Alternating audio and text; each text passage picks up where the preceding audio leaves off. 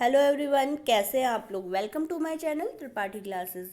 आज शुरू करने जा रहे हैं हम क्वेश्चन नंबर 85 से फ्रॉम आर के राजपूत, चैप्टर 1 करंट इलेक्ट्रिसिटी। तो 85th क्वेश्चन है, in the case of direct current. इसमें 4 ऑप्शन गिवन है, लेकिन आप सभी को पता होगा डायरेक्ट करंट क्या होती है। डायरेक्ट करंट के केस में क्या होता है, करंट का मैग्नीट्यूड और डायरेक्शन दोनों सेम रहती है। ठीक है, तो अगर यहाँ पे 3 माइक्रो एम्पियर करंट है तो ये आफ्टर 2 सेकेंड में 3 माइक्रो एम्पियर करंट ही रहेगी, मतलब मैग्नीट्यूड सेम रहेगा और डायरेक्शन भी सेम रहेगी। तो इसका ऑप्शन नंबर ए राइट है। क्वेश्चन नंबर 86 की बात करें, when electric current passes through a bucket full of water. एक बकेट है, उसमें पानी भरा हुआ है, लॉट ऑफ बबलिंग ऑब्जर्व्ड, उसमें काफ़ी ज़्यादा बबलिंग हो रही है। This suggest that the type of supply is. अब ये पूछ रहा है कि इसमें कौन सी वाली सप्लाई होगी जिसकी वजह से बबलिंग ज़्यादा हो रही है। देखिए H2O वाटर का क्या होता है फॉर्मूला H2O। तो इसमें जब डीसी इसमें फ्लो हो जाती है तो क्या होता है, ये गैसियस फॉर्म में चेंज हो जाता है, मतलब इसमें बबल्स हो जाते हैं आयनाइजेशन की वजह से। फिर उसमें क्या होता है, कुछ गैसेस इसमें रिलीज हो जाती है, हाइड्रोजन और ऑक्सीजन, इसकी वजह से इसमें ज़्यादा बबलिंग होती है। तो डीसी की वजह से है। ये ऑप्शन नंबर 20 का राइट है। Resistance of carbon filament as applied voltage increases. ये बोल रहा है जब वोल्टेज इंक्रीज की जाएगी, रेजिस्टेंस कार्बन फिलामेंट लैंप है तो उसके रेजिस्टेंस में क्या फ़र्क पड़ेगा। देखिए, जब वोल्टेज इंक्रीज होगी तो वोल्टेज इंक्रीज होने से टेम्परेचर इंक्रीज होगा, और टेम्परेचर इंक्रीज होने का मतलब क्या है, हीटिंग लॉस इसमें ज़्यादा हो रहा है। ठीक है, ठीक है, करंट भी इसमें इंक्रीज होगी, फिर टेम्परेचर इंक्रीज होगा, और टेम्परेचर बढ़ने का मतलब क्या है, कार्बन के केस में रेजिस्टेंस डिक्रीज होगा। ठीक है, क्योंकि इसमें क्या होता है, नेगेटिव टेम्परेचर कोफिशिएंट होता है। तो इसका ऑप्शन नंबर बी बिल्कुल राइट है। नेगेटिव टेम्परेचर कोफिशिएंट होने की वजह से वोल्टेज इंक्रीज होगी तो रेजिस्टेंस डिक्रीज होगा। बढ़ते हैं नेक्स्ट क्वेश्चन की तरफ। Bulb in street lighting are all connected in. आप सभी को पता है कि अगर पैरेलल में कनेक्शन होगा तो इनकेस एक भी यहाँ पे क्या हो जाए, अप्लायंस अगर ख़राब हो जाए तो भी बाकियों में सप्लाई जाती रहेगी। ठीक है, तो इसलिए क्या होता है, पैरेलल में ये सब जोड़े जाते हैं। तो उसका ऑप्शन नंबर ए बिल्कुल राइट है। बढ़ते हैं क्वेश्चन नंबर 89 की तरफ। When testing appliance of for testing appliance the what test lamp should be. What test lamp कैसे होनी चाहिए, इसकी वॉटेज क्या होनी चाहिए, हाई होनी चाहिए। ठीक है, टेस्टिंग अप्लायंसेस के लिए टेस्ट लैम्प की जो वॉटेज है वो हाई होनी चाहिए। Question number 90, switching off lamp in house produce noise in the radio. एक रेडियो है, उसमें स्विचिंग की वजह से, लैम्प की स्विचिंग की वजह से क्या हो रही है, नॉइस हो रही है। This is because switching operation produce. Switching operation क्या प्रोड्यूस करता है जिसकी वजह से नॉइस होती है, आर्क अक्रॉस सेपरेटिंग कॉन्टैक्ट। जिन्होंने पावर सिस्टम पढ़ा होगा, ठीक है, या स्विच गियर एंड सप्लाई, उसमें क्या होगा, स्विच गियर एंड प्रोडक्शन में, ठीक है, ये आपने पढ़ा होगा कि स्विचिंग हो रही है तो उसके बीच में क्या होता है, एयर होती है तो यहाँ पे स्विच ऑफ होने की वजह से इसमें बार बार क्या होता है, स्विचिंग होने की वजह से आर्क प्रोड्यूस हो जाता है। अगला क्वेश्चन है, sparking occur when a load is switched off because the circuit has high. ये यहाँ पे स्पार्किंग क्यों होती है, बिकॉज ऑफ इंडक्टेंस। अगला है 92 question, copper wire of certain length and resistance is drawn out to 3 times its length without change in volume, the new resistance of wire becomes। ये बोल रहा है कि एक कॉपर वायर है और उसकी कुछ लेंथ एंड रेजिस्टेंस है, लेकिन इसकी जो लेंथ है इसको क्या कर दिया गया, 3 times कर दिया गया। लेट इसकी जो पहले लेंथ है ये थी L, और अब जो लेंथ हो गई ये है 3 times ऑफ L। तो इसके न्यू रेजिस्टेंस क्या होगा, लेकिन यहाँ पे कंडीशन है, वॉल्यूम जो पहले था वो भी वही है। तो अगर किसकी बात करें, वायर की बात करें, ये जो एक वायर होती है ना, इसकी शेप अगर शेप किस में होती है, एज ए सिलेंडर होती है इसकी शेप। तो पाई आर स्क्वायर एच होता है, लेकिन मैं यहाँ पे एल लिख रही हूँ क्योंकि लेंथ के लिए, लेंथ ऑफ वायर के लिए। तो पाई आर स्क्वायर एल चेंज नहीं हो रहा है, भले ही इसकी लेंथ 3 times हो जाए। तो ये किस केस में पॉसिबल है, ये इस केस में पॉसिबल है जब यहाँ पे आर स्क्वायर के नीचे भी क्या आए, 3 आए। ठीक है, आर स्क्वायर अपॉन 3, और ये मल्टीप्लाई किससे हो रहा है, 3 टाइम्स ऑफ एल से, तो यहाँ पे क्या हो जाएगा, 3 से 3 कैंसिल हो जाएगा। तो इस केस में वॉल्यूम चेंज नहीं होगा, वॉल्यूम सेम रहेगा। अब इसी को हम फॉर्मूले में रख देते हैं, R equal to rho L upon A, ठीक है। रो इनटू, रो तो कभी चेंज नहीं होता क्योंकि ये मटेरियल पे डिपेंड करता है। एल की जगह पे क्या आ जाएगा, 3L, और ए क्या हो जाएगा, ए तो क्या रहेगा, क्रॉस सेक्शन एरिया इसका, पाई आर स्क्वायर, तो पाई are square upon 3।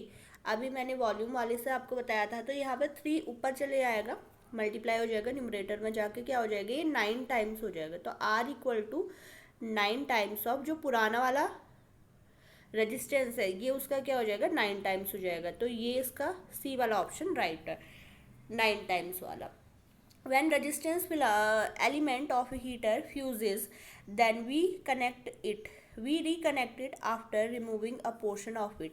The power of heater will, होता क्या है, अगर हीटिंग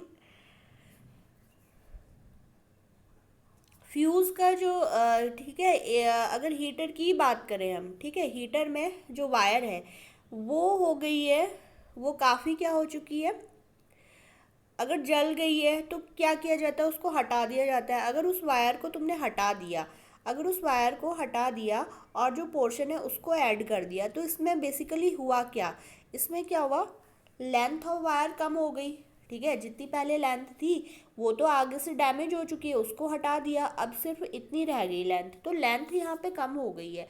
तो ये कह रहा है कि पावर ऑफ हीटर, जो हीटर की पावर है उस पर क्या फ़र्क पड़ेगा। देखिए इस पर क्या फ़र्क पड़ेगा, R equal to rho L upon A. अगर लेंथ कम हो जाती है किसी वायर की तो रेजिस्टेंस क्या हो जाता है, कम हो जाता है। रेजिस्टेंस अगर कम हो जाता है तो पावर की अगर बात करें, P equal to V square upon R, ठीक है। तो यहाँ पे रेजिस्टेंस कम हो गया, रेजिस्टेंस कम होने की वजह से क्या होगा, पावर बढ़ जाएगी, क्योंकि वो एक दूसरे के क्या है, रेसिप्रोकल होते हैं, ठीक है। तो इसका जो ऑप्शन है, ये इसका ऑप्शन है इंक्रीज वाला, ठीक है। 93 का ऑप्शन नंबर बी बिल्कुल राइट है। बात करें 94 क्वेश्चन की, a field of force can exist only between, force जो है ये किन के बीच में लगता है, ठीक है। Field of force can exist only between, क्योंकि आयंस के बीच में लगता है ये फोर्स, ठीक है। पॉजिटिव और नेगेटिव आयन है, अपोजिट आयन है तो क्या होगा, अट्रैक्ट करेंगे, और सेम आयंस है तो क्या करेंगे, रिपेल करेंगे, ठीक है। अगला है a substance whose molecule consist dissimilar atom is called, ठीक है। ऐसा सब्सटेंस जिसमें डिसिमिलर एटम हो उसको क्या बोलते हैं, आप सभी ने केमिस्ट्री में पढ़ा होगा, उसको बोलते हैं कंपाउंड। अगला है a micro volt is, micro आ गया इसमें, माइक्रो का मतलब क्या होता है, 10⁻⁻⁶, तो 1 × 10⁻⁻⁶ वोल्ट, 1 माइक्रो वोल्ट में कितने होते हैं, 1 × 10⁻⁻⁶ वोल्ट। अगला है which of following could be the value of resistivity of copper, copper की जो रजिस्टिविटी है ये आपको लर्न करनी पड़ेगी, क्योंकि कभी कभी ये डायरेक्टली पूछ लिया जाता है। तो इसकी रजिस्टिविटी होती है 1.72 × 10⁻⁸ माइक्रोमीटर, तो इसका डी वाला ऑप्शन बिल्कुल राइट है। 98 क्वेश्चन की बात करें, international ohm is defined in terms of the resistance of, तो क्लास 11th में या कभी आपने यूनिट एंड यूनिट वाला वो चैप्टर पढ़ा हो तो उसमें क्या है, रेजिस्टेंस सारी यूनिट्स को कैसे किसी न किसी से डिफाइन किया गया है। तो उसमें ओम को कैसे डिफाइन किया गया है, देखिए अ कॉलम ऑफ मरकरी, ठीक है।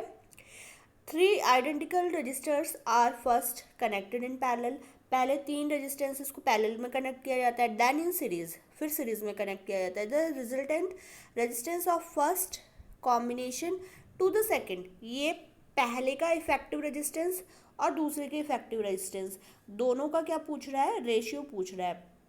तो क्या होगा, पहले किस में कनेक्ट है, पैरेलल में, तो अगर तीनों की वैल्यू आर है तो क्या हो जाएगा, टोटल उनका इफेक्टिव रेजिस्टेंस क्या हो जाएगा, R/3, और जब इन दोनों को सीरीज़ में कनेक्ट किया जा रहा है इन तीनों को, तो क्या हो जाएगा 3R।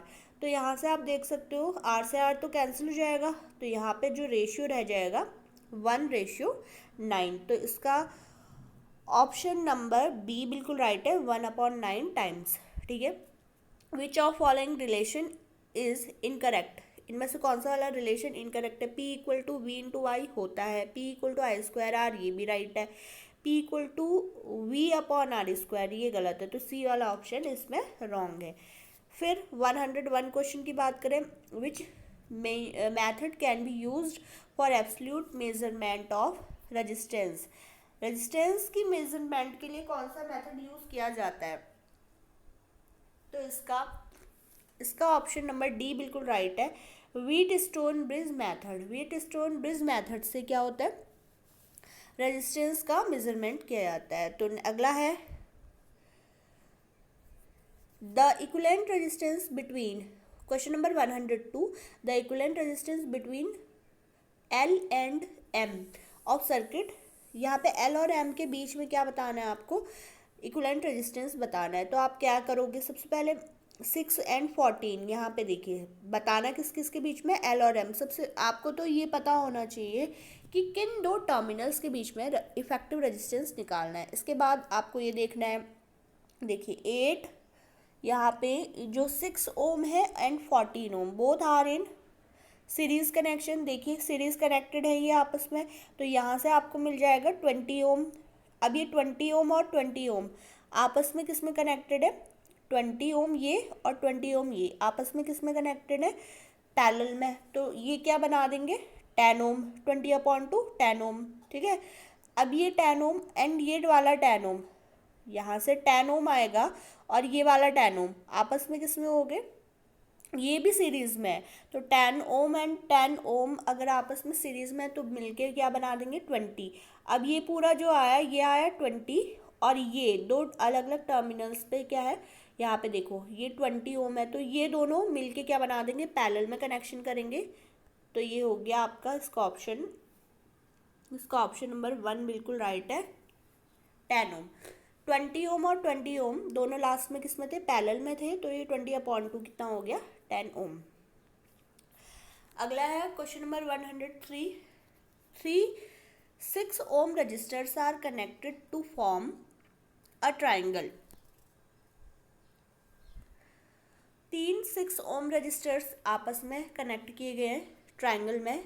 What is the resistance between any two corner, दो कॉर्नर्स के बीच में रेजिस्टेंस बताना। अगर आप इस ऊपर वाले क्वेश्चन की बात करें, ऊपर वाले क्वेश्चन में ये वाला पोर्शन हटा दो, ठीक है, ये वाला पोर्शन हटा दिया और बाकी एज्यूम कर लो ये भी 6 ओम है, ये भी 6 ओम है और ये वाला भी 6 ओम है।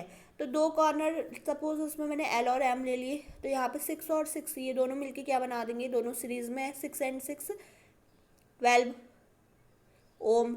अब 12 ओम और 6 ओम ये दोनों किस में हो गए, पैरेलल में हो गए। तो फाइनली जो इसका आंसर है ये क्या आएगा, 6 इंटू 12 अपॉन 6 प्लस 12। तो इसको सॉल्व करके आपको आंसर मिलेगा 4 ओम, ठीक है। इसको आंसर आपका क्या मिलेगा, 4 ओम। तो इसका सी वाला ऑप्शन इसका राइट है। क्वेश्चन नंबर 104 की बात करते हैं। Ohm's law is not applicable to, ohm's law किस में एप्लीकेबल नहीं होता आप सभी को पता है सेमीकंडक्टर्स क्या होते हैं, सेमीकंडक्टर के केस में क्या होता है, नेगेटिव टेम्परेचर कोफिशिएंट होता है, ठीक है। तो इसमें ओम्स लॉ अप्लाई नहीं होता है, सिर्फ कंडक्टर्स के केस में ओम्स लॉ अप्लाई होता है। अगला है 105, specific resistance of a substance is measured in. Specific resistance किस में मेजर किया जाता है, इसकी यूनिट पूछ रहा है, बेसिकली इसमें यूनिट पूछ रहा है ओम मीटर। ओम मीटर कहाँ से है, rho equal to R A upon l. तो आर इंटू ये तो इसने मीटर बना दिया और यहाँ से आया ओम, तो ये हो गया ओम मीटर। तो इसका ऑप्शन नंबर सी राइट है। 106 क्वेश्चन है, 2 copper conductors have equal length, the cross sectional area of one conductor is pulled 4 times that of the other, ठीक है। एक का जो क्रॉस सेक्शनल एरिया है वो दूसरे का क्या है, 4 टाइम्स है। इफ कंडक्टर हैविंग सिमिलर क्या है, smaller cross sectional area has a resistance of 40 ओम, जो छोटा जिसका क्रॉस सेक्शनल एरिया है उसका रेजिस्टेंस 40 ओम है, the resistance of other conductor will be, एक का 40 ओम है तो दूसरे का क्या होगा, तो इसको भी आप इजीली निकाल सकते हो। कैसे, देखो इस वाले क्वेश्चन को आप क्या करो, two copper conductor have equal length, दोनों की लेंथ तो सेम है, क्रॉस सेक्शनल एरिया में चेंज है ना, तो क्रॉस सेक्शनल एरिया में अगर चेंज है तो इसको इस तरीके से करो, of one conductor is 4 times that of other. तो सपोज पहले वाले का जो रेजिस्टेंस है आर इक्वल टू रो, रो तो सेम रहेगा और लेंथ में, लेंथ भी सेम है, लेंथ के लिए कुछ नहीं बोला है, अपॉन ए, और दूसरे वाले का आर डैश क्या हो जाएगा, रो इंटू एल अपॉन दूसरे वाले का क्या हो गया, 4 टाइम्स हो गया, 4 times that of cross sectional area of one conductor is 4 times that of other. तो यहाँ पे आप क्या कर दोगे, 4a कर दोगे। अब r अपॉन आर डैश क्या आया, r upon R dash equal to 1/4 ये आएगा। अब यहाँ पे आर डैश जो जिसका जो कम वाला है उसकी वैल्यू दे रखी है कितनी, कम वाले की दे रखी है 40 ओम, ठीक है, 40 ओम दे रखी है कम वाले की। तो यहाँ से देखिए क्या आ रहा है, 40 upon R dash equal to 1/4, तो यहाँ से आर इक्वल टू आ गया 160 ओम, 160 ओम। यही तो गिवन है इसमें, इसमें ये बोल रहा है ना कि having smaller cross sectional area, जिसका छोटा क्रॉस सेक्शनल एरिया उसका 40 है, और जिसका आर इक्वल टू, एक बार फिर से देख लेते हैं से, रो एल अपॉन ए, और दूसरे में क्या हो जाएगा, R dash equal to rho L upon 4a, ठीक है। तो आर अपॉन आर डैश अगर आप करोगे तो क्या आएगा यहाँ पे, rho L upon A multiply, multiply नीचे वाले तो रिवर्स हो जाएगा, 4a upon rho L, 4a upon rho L, तो रो एल से रो एल कैंसिल हो जाएगा, रो एल से रो एल कैंसिल हो जाएगा, तो आर की जगह पे है 40 upon R dash equal to 4/1। अच्छा, तो यहाँ से आर डैश आपको मिलेगा 40/4 दैट इज 10 ओम। तो लिखने में कुछ गलती हो गई थी, यहाँ पे आंसर आएगा 10 ओम, ठीक है। चलिए बढ़ते हैं 107 क्वेश्चन की तरफ। A nichrome wire used as a heater coil has resistance of 2 ohm per meter for a heater of K 1 kilowatt at 200 volt, the length of wire required will be। तो इसमें बता रहा है आपको कि लेंथ ऑफ वायर क्या होगी, तो आप सीधे से कर सकते हो इस क्वेश्चन को। देखिए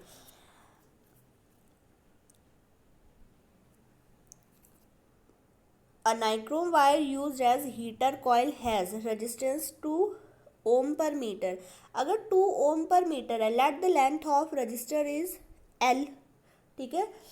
अगर इसकी लेंथ L है तो यहाँ पे पर मीटर है, 1 मीटर के लिए रेजिस्टेंस कितना है, 2 ओम, तो 1, तो L मीटर के लिए क्या हो जाएगा, 2L हो जाएगा, क्योंकि यहाँ पे 2 ओम पर मीटर दिया। देखो क्वेश्चन को समझने की कोशिश करो, पर मीटर दिया मतलब 1 मीटर के लिए 2 ओम, तो एल मीटर के लिए क्या हो जाएगा, ट्वाइस ऑफ एल, ठीक है।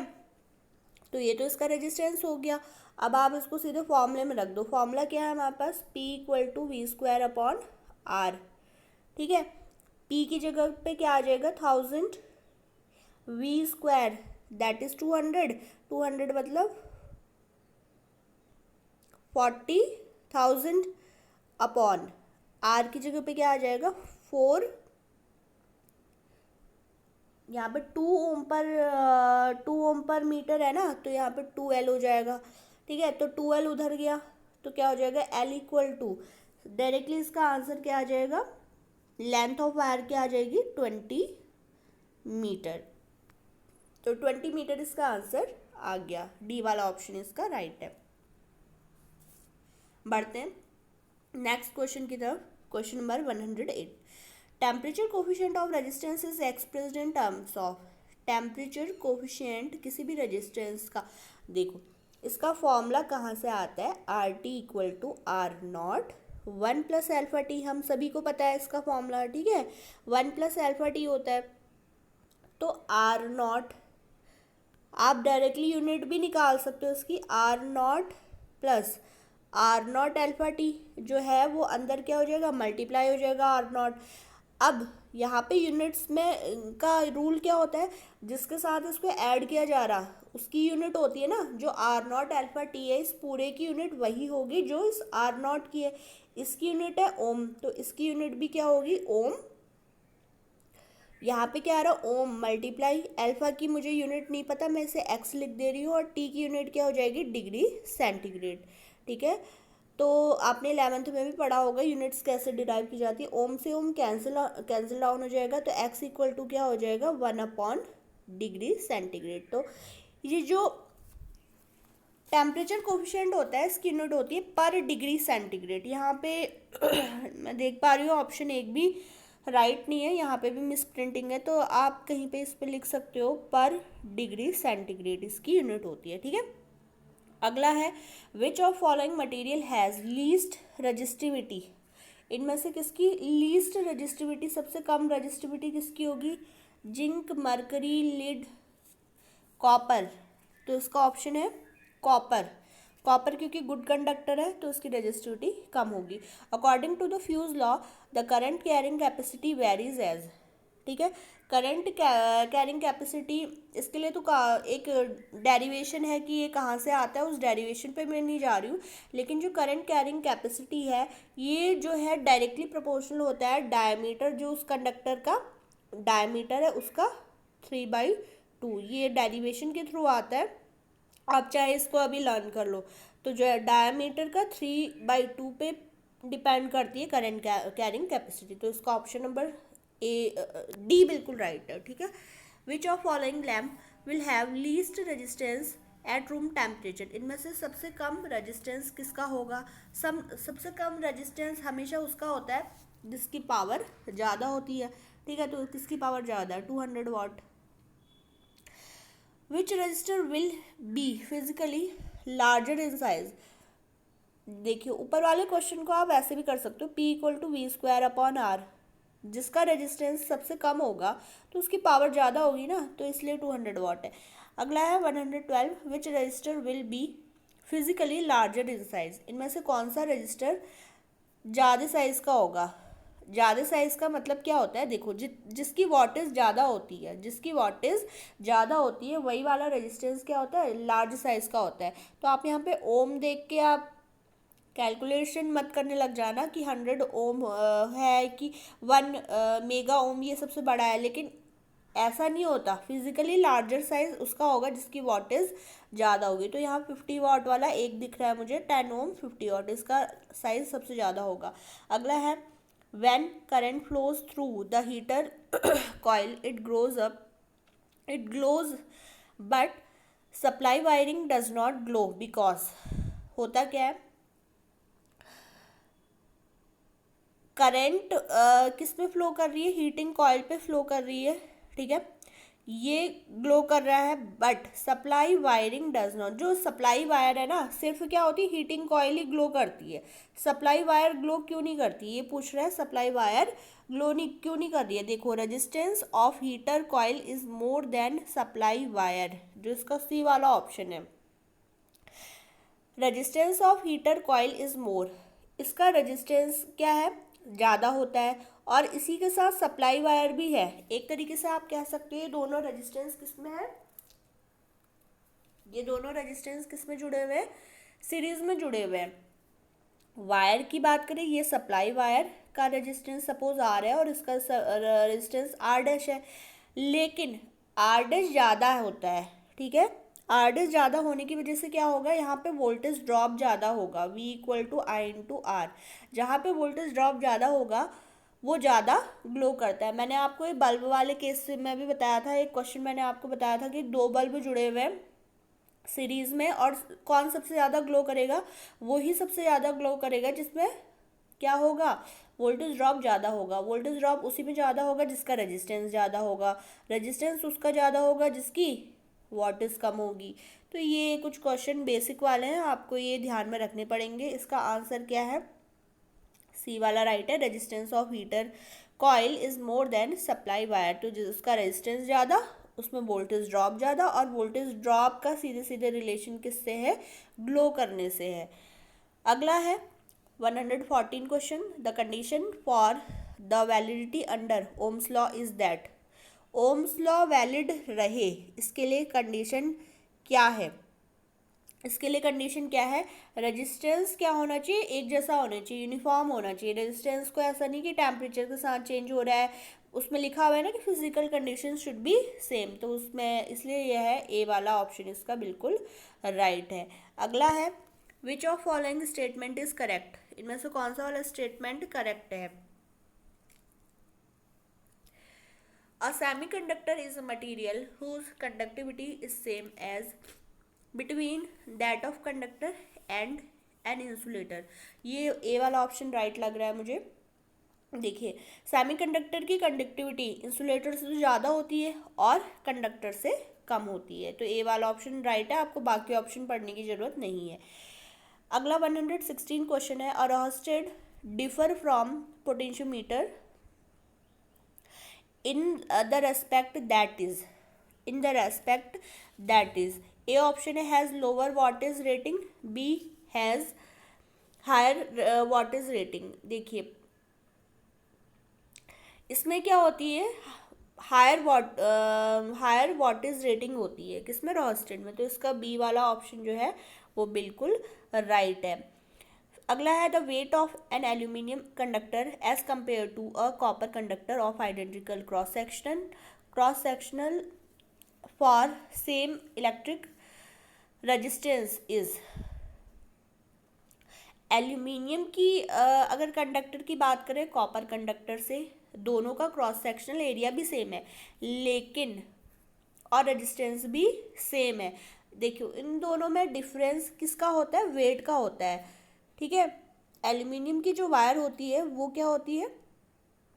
थोड़ी हल्की होती है, तो यहाँ पे क्या है? For the same electric resistance 50%। The weight of aluminium conductor as compare to copper conductor of identical cross section for the same electrical resistance. अगर रेजिस्टेंस सेम रहे तो भी जो वेट है एल्यूमिनियम कंडक्टर का वो 50% ऑफ क्या होता है? Copper conductor. एल्यूमिनियम क्या होता है? हल्का होता है कॉपर से। अगला है an open resistor when checked with an ohm meter reads. एक ओपन रजिस्टर है, ओपन मतलब इस तरीके से, ठीक है, ओपन है, तो इसका ओम मीटर में when checked with an ohm meter reads, ठीक है, तो इसका ऑप्शन है 0 infinite, high but with in tolerance, low but not 0, तो इसका सीधा सीधा आंसर है बी, क्योंकि यहाँ पे क्या होगी? एयर होगी, ओपन रेजिस्टेंस, और एयर का रेजिस्टेंस कितना होता है? इनफाइनाइट होता है। अगला है dash are material having electrical conductivity much less than most of the metal but much greater than that of typical insulator. इसका आंसर क्या है? इसका आंसर है सेमीकंडक्टर। फिर से ये क्वेश्चन रिपीट हो गया। सेमीकंडक्टर की कंडक्टिविटी क्या होती है? इंसुलेटर से ज़्यादा होती है लेकिन कंडक्टर से कम होती है। अगला है all good conductors have high. Good conductor कहने का मतलब ही क्या है? कंडक्टिविटी है उनकी हाई होती है, तो ए वाला ऑप्शन इसका राइट है। Voltage dependent resistor are usually made from. Voltage dependent resistor किससे बने होते हैं? नाइक्रोम से बने होते हैं, ठीक है। अगला है voltage dependent resistor are used, ये किस में यूज होते हैं? Voltage dependent resistors are used for to suppress surges, ठीक है, सर्जेस को कम करने के लिए यूज होते हैं। अगला है the ratio of mass of proton to the mass of electron. 1840 का रेशियो होता है, दो ऑप्शन इसके बिल्कुल सेम है, तो 1840 का रेशियो किसमें होता है? मास of proton and mass of electron में। अगला क्वेश्चन है 124, the number of electron in the outer most orbit of carbon atom. Carbon का देखो जो एटमिक नंबर होता है कितना होता है, 6 होता है। 6 के हिसाब से 2 अंदर होंगे और सबसे अंदर कितने होंगे इसमें, 2, और फिर क्या होंगे 4 इलेक्ट्रॉन्स। अगर आप इसका स्ट्रक्चर बनाएं तो क्या होगा, अंदर न्यूक्लियस होगा, 2 इलेक्ट्रॉन होंगे और आउटर में कितने होंगे, 4 होंगे। तो उसका ऑप्शन है 4 वाला सही। कहीं कहीं पे केमिस्ट्री के टाइप के क्वेश्चन भी आ जाते हैं, क्योंकि यहाँ सेमीकंडक्टर कंडक्टर की भी थ्योरी पोर्शन है बेसिक इलेक्ट्रिकल में, तो इसमें आप समझ सकते हो। बिल्कुल एक बेसिक सा क्वेश्चन है केमिस्ट्री का कि आउटर मोस्ट में कितने इलेक्ट्रॉन्स होंगे, 4 होंगे। Question number 125. Which three resistances connected in parallel? With three resistances connected in parallel, if each dissipate 20 watt, the total power supplied by the voltage source equaled. देखिए यहाँ पे 3 resistances हैं 20 वाट के। Total power आपको अगर निकालनी है तो आपको कुछ नहीं करना है, तीनों को ऐड कर देना है। तो इसका आंसर आ रहा है 60 वाट। 20 + 20 + 20 आपको तीनों को ऐड करना है, तो पावर यहाँ पे ऐड हो जाती है। अगला है 3 conductance in parallel have. 3 conductance है और तीनों को पैरेलल में जोड़ा गया है, तो टोटल कंडक्टेंस ये पूछ रहा है। टोटल कंडक्टेंस देखिए पैरेलल के केस में कैसे आता है, G = G1 + G2 + G3। ठीक है, जैसे सीरीज में रेजिस्टेंस ऐड होते हैं वैसे ही पैरेलल में कंडक्टेंस आपस में ऐड हो जाते हैं। और इसी का अगर ये दिया होता क्वेश्चन की सीरीज में है, तब आप क्या करते हैं, 1/G = 1/G1 + 1/G2 + 1/G3। तो यहाँ पे सबको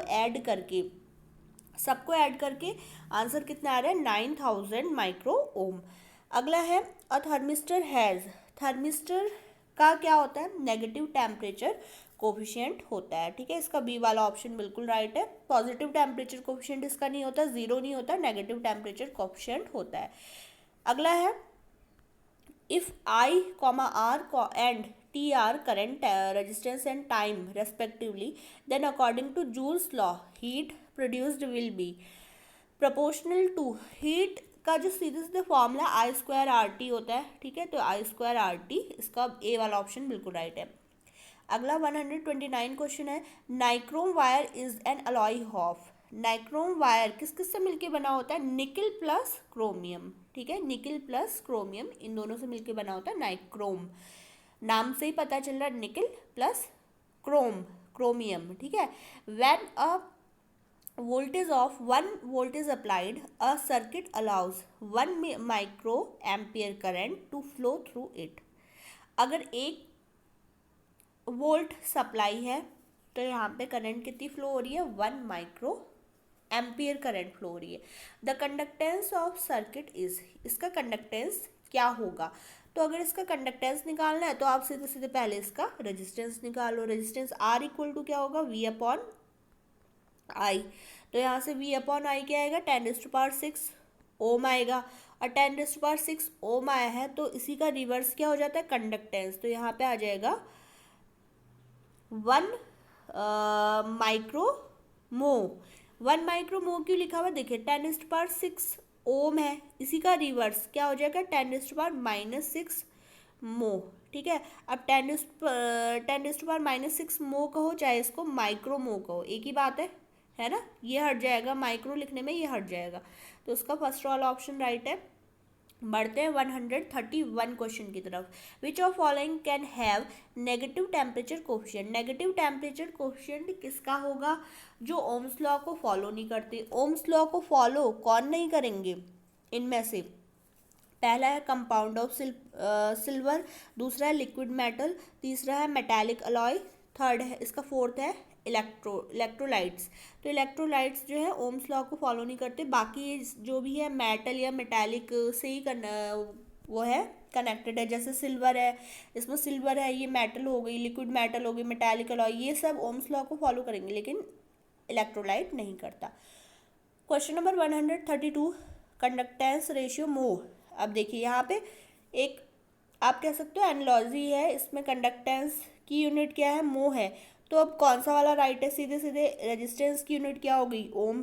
ठीक है, इसका फर्स्ट वाला ऑप्शन बिल्कुल राइट है, रेजिस्टेंस की यूनिट ओम है। अगली इसमें देखो क्या दिया हुआ है, कैपेसिटेंस की यूनिट हेनरी दी हुई है। कैपेसिटेंस की यूनिट क्या होती है? फैरेड, और इंडक्टेंस की होती है हेनरी। तो इसका ए वाला ऑप्शन राइट है। अगला है 133 and 1 angstrom is equal to, 1 angstrom आपको पता होगा। देखिए ये बेसिक क्वेश्चन ये आता है, इस टाइप के कुछ जो क्वेश्चन है ये स्टेट लेवल के जितने भी जेई के एग्जाम है, आप सोच रहे हो कि ये तो इसने रिलेशन पूछा हुआ, ये इस टाइप का क्वेश्चन आ सकता है। 1 तो 10⁻⁻10 क्या होता है? मीटर। 1 एंगस्ट्रॉम में कितने मीटर होते हैं? 10⁻⁻10 मीटर। तो आपको यूनिट भी याद रखनी है। इसी की जगह भी नैनोमीटर, पिकोमीटर या पिको फैरेड के लिए भी पूछ सकते कि 1 पिको फैरेड में कितने फैरेड होंगे। ठीक है, तो इस टाइप के जो भी क्वेश्चंस हैं वो आपको पता होने चाहिए। यूनिट वाला जो आपको पोर्शन है ये बिल्कुल क्लियर होना चाहिए। अगला क्वेश्चन है 134, 1 newton meter is same as. देखिए न्यूटन मीटर किसकी यूनिट होती है? सबसे पहले आपको इस पर जाने की जरूरत है। देखिए न्यूटन मीटर आता कैसे? वर्क इक्वल टू, आपने सुना होगा, फोर्स इनटू डिस्प्लेसमेंट। ठीक है, फोर्स इनटू डिस्प्लेसमेंट। वर्क की यूनिट क्या होती है? वर्क मतलब वर्क की यूनिट हो गई जूल, और यहाँ पे न्यूटन किसकी यूनिट हो गई? फोर्स की, और डिस्टेंस की यूनिट हो गई मीटर। तो जूल को ही हम क्या बोलते हैं? Newton meter. ठीक है, जूल को ही क्या बोल रहे हैं? Newton meter. तो इसका जो बी वाला ऑप्शन है ये बिल्कुल राइट है, इसमें बी वाला ऑप्शन, 1 जूल को ही न्यूटन मीटर कहते हैं। हाँ, अगर टॉर्क की बात करो, टॉर्क में भी न्यूटन मीटर यूनिट आती है, लेकिन यहाँ पे ऑप्शन इस तरीके से है तो इसमें जूल वाला ऑप्शन बिल्कुल राइट है। तो आज हमने करंट इलेक्ट्रिसिटी के जितने भी एमसीक्यूज हैं ये सब मैंने कंप्लीट आपको करवा दिए हैं। अगर आपको कोई कन्फ्यूज़न होता है क्वेश्चन में, आप मेरे को कमेंट कर सकते हैं। ठीक है, और मेरा चैनल सब्सक्राइब कीजिए, अगले चैप्टर्स के भी मैं वीडियोस में अपलोड करते रहूँगी। Thank you.